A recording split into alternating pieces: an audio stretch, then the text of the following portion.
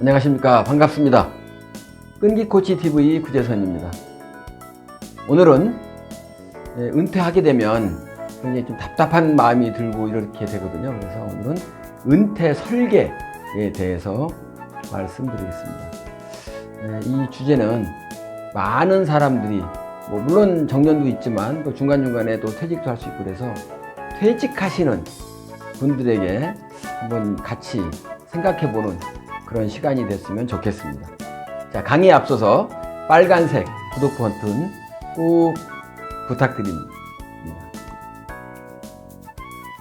오늘 이야기의 순서는 먼저 베이비 부모들, 특히 이제 은퇴 그러면 이제 베이비 부모가 맨 앞섰으니까 베이비 부모의 어떤 자산에 대한 분포를 한번 알아보겠습니다. 그리고 그 중에서 금융자산에 대해서 한번 확인해 보고요. 또 그 안에 은퇴 자산은 어떻게 되는지, 그리고 이제 마지막에 은퇴 설계에 대한 얘기 잠깐 하는 걸로 이렇게 진행하도록 하겠습니다. 직장인들이 은퇴할 때쯤 되면은 궁금해지는 것이 하나가 있습니다. 내가 가진 자산 가지면 노후에 편안하게 살 수 있을까? 이런 생각을 하게 되거든요. 그래서 오늘은 은퇴 설계 중에서도 경제 부문 중에서도 이제 은퇴 자산에 대해서 한번 중앙일보의 내용을 참고로 해서 그런 내용과 같이 해서 제 내용을 같이 한번 생각을 해보고 말씀드리도록 하겠습니다. 누구나 은퇴 이제 하게 된다. 은퇴 하고 이런 얘기가 나오게 되면은 내가 이제 그동안에 모은 돈이 얼마인가. 근데 어떻게 보면은 은퇴할 때쯤 됐을 때가 자기가 가지고 있는 자산이 제일 많을 거예요, 아마. 그래서 그렇게 제일 많은 상태에 있을 때, 그렇다면은 내가 가지고 있는 그 재산은 다른 사람, 은퇴하는 다른 사람들과 비교하면은 어느 정도일까? 혹시 궁금하지 않으신가요? 저는 그게 굉장히 궁금했었어요. 오늘은 그런 얘기들을 좀 한번 하려고 해요. 그래서 제가 이제 은퇴할 때, 은퇴하면서 내 은퇴 자산은 다른 사람에 비하면은 어느 정도 되지? 근데 사실 저는 좀 많이 적을 거라는 생각을 했었어요. 실제로 할 때쯤에서 제가 재산을 많이 모으지를 못했었기 때문에 그래서 굉장히 걱정을 많이 했었고, 그러다 보니까 저도 이제는 끝까지 계속 직장 생활을 해야 되겠구나 하는 생각을 했고, 저는 좀 직장 생활 쪽으로, 그러니까 재산을 모으는 쪽보다는 직장 생활을 계속 해야 된다는 쪽으로 이렇게 좀 생각을 많이 했었던 것 같은데, 이제 그런 부분에 대해서 저는 걱정을 좀 많이 했습니다. 어차피 은퇴 전후해서 이제 이렇게 시점이 되게 되면은 은퇴를 설계할 때 가장 먼저 계산해야 되는 것이 바로 은퇴 자산이거든요. 내 자산이 얼마 있는지를 알아야만 내가 앞으로 이 자산 가지고 몇 년을 살 수 있고, 예를 들면은 내가 금액이 좀 적으면 적게 써야 되겠죠. 매월 쓰는 거를.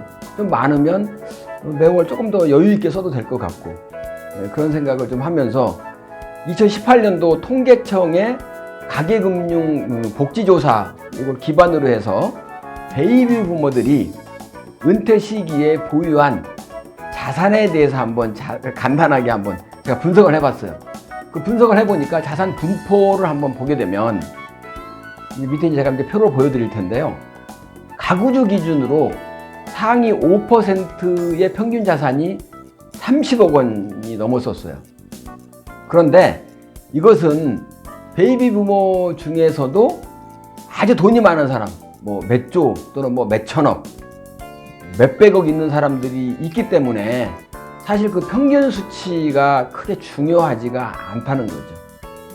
그래도 어쨌든 간에 그래서 제가 이제 그거를 보다는 차라리 상위 5%에서 한 10%가 좀 괜찮겠다 라는 생각이 들어가지고 제가 상위 5%에서 10%의 평균 재산, 총재산이죠, 한번 봤습니다.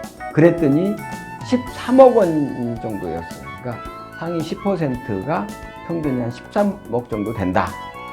그런데 물론 이제 이게 2020년 기준으로 볼 때는 지금 서울 아파트가 평균 거의 10억이 넘었죠, 그죠? 그래서 아마 이 수치가 아마 조금 더 18년도보다는 올라갔을 거라는 생각은 들지만 그래도 그렇게 약간 여러분들이 좀 감안해서 생각을 하시면 좋을 것 같아요. 그래서 일단은 제가 이제 전국의 베이비 부모 이제 이 표가 베이비 부모를 대상으로 한 것이고 또 아파트가 아닌 뭐 주택이라든지 또 여러 가지가 다 포함되어 있기 때문에 그런 것들을 감안해서 보시면 좋을 것 같습니다.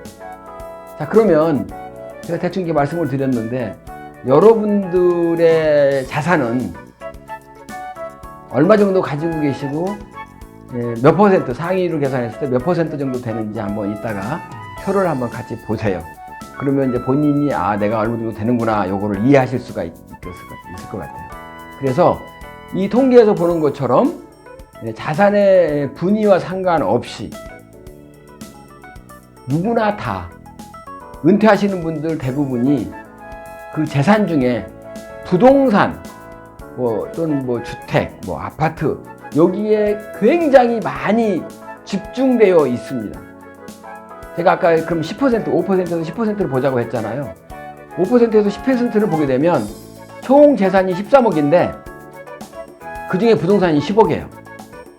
그러면 결국은 나머지 재산은 한 3억 정도에 된다 이렇게 보실 수가 있겠죠. 그러니까 10%뿐만이 아니에요.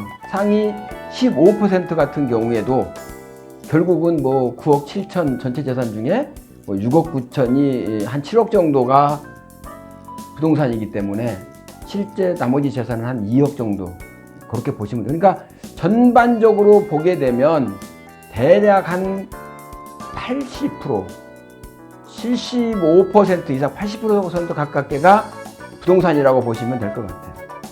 자, 그래서 제가 이제 금융자산에 대해서 말씀을 한번 드리려고 해요.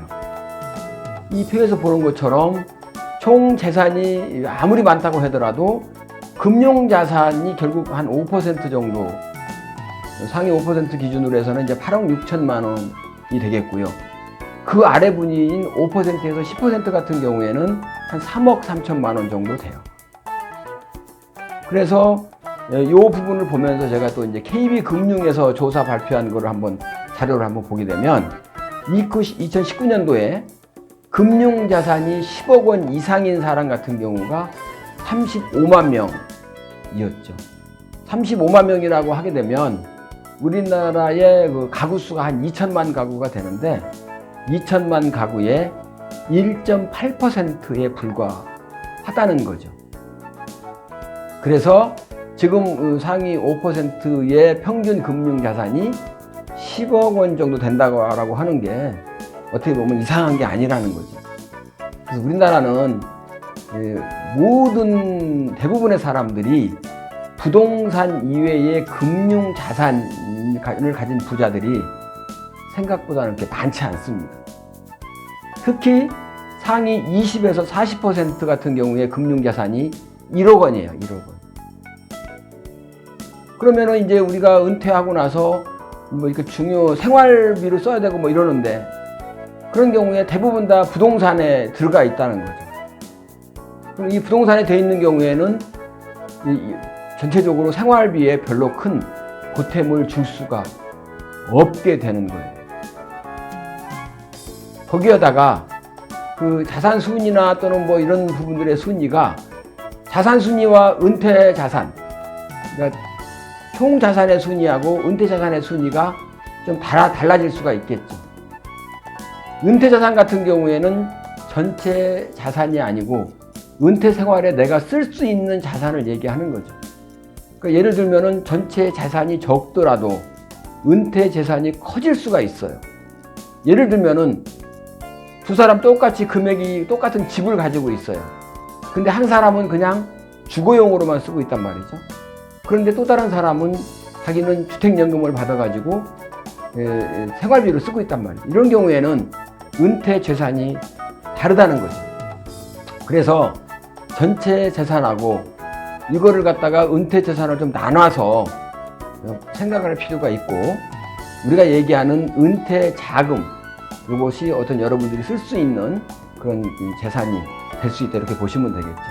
이와 같이 은퇴 자산의 주거용이 부동산의 어떤 자산의 대부분이라고 한다면은 은퇴 후에 운용할 수 있는 자산이 그만큼 부족한 거예요.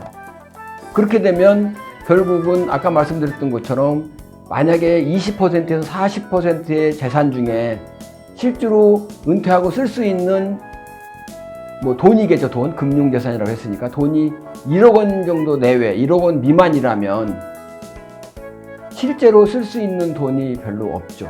우리가 아무리 안 쓰더라도 통상적으로 월 200만 원 정도는 되게 쓰잖아요. 어느 가구나. 그러면 뭐 50개월이면 1억 원이 다 떨어지는데. 그리고 심리적으로 만약에 그 1억 원이 5천만 원이 된다고 하면은 심리적인 압박이 훨씬 더 커질 수가 있어요.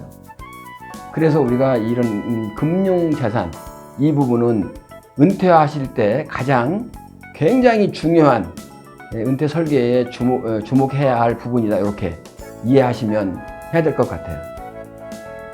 그럼에도 불구하고 자, 은퇴 설계를 하기 위해서 가장 먼저 해야 될 것은 여러분들 뭐라고 생각이 되세요? 내가 은퇴를 했다. 그럼 내가 맨 먼저 해야 될 게 뭐냐? 그것은 바로 내 재산을 정확하게 파악하는 거예요. 그래서 내 재산을 파악할 때 예전 같으면은 금융기관을 다 돌아다니면서 금융재산을 다 파악을 했잖아요. 그죠? 하지만 요즘은 이제 그건 되게 편리해졌어요. 내 자산을 하기 위해서 마이데이터 서비스를 이용해서 아주 빠르고 정확하게 이제 파악할 수 있는 방법이 생겼다는 거죠. 내가 보유하고 있는 자산을 다 쉽게 파악하기 위해서는 금융소비자 포털 사이트인 금융감독원의 파인에서 찾으시면 돼요. 제가 이 파인이라고 하는 걸 보여드렸죠.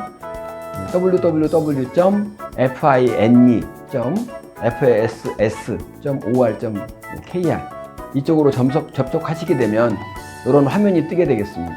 이 화면을 보시면서 여러분들이 지금 내가 어느 정도의 금융재산을 가지고 있는지 파악하실 수가 있는 거죠. 물론 여기에다가 이제 보험자산이라든지 부동산 정보 이런 것을 좀 더 파악하려면 몇 가지 더 이제 파악을 해야 되겠죠. 그래서 여러분들이 만약에 이제 은퇴를 한다든지 은퇴에 대해서 어떤 생각을 갖게 된다면, 퇴직에 대해서 생각을 갖고 된다면은 우선 내 재산부터 전체적으로 한번 정확하게 파악을 해야 되는 거죠. 그래가지고 총 재산, 그리고 아까 말씀드렸던 부동산, 그 다음에 금융재산 이렇게 전체적으로 파악하는 것. 이것이 바로 여러분들 은퇴 설계의 첫걸음이 되는 겁니다. 모든 이런 은퇴 설계는 바로 여러분의 정확한 재산 파악에서부터 시작해야 된다는 거 염두에 두시고 생활하셨으면 좋겠습니다. 오늘은 은퇴 설계에 대해서 말씀을 드렸습니다.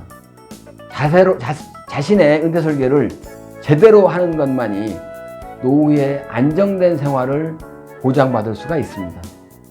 우리 모두 이런 안정된 생활을 보장받는 그런 행복한 노후가 됐으면 좋겠습니다. 경청해 주셔서 고맙습니다. 수고하셨습니다. 감사합니다.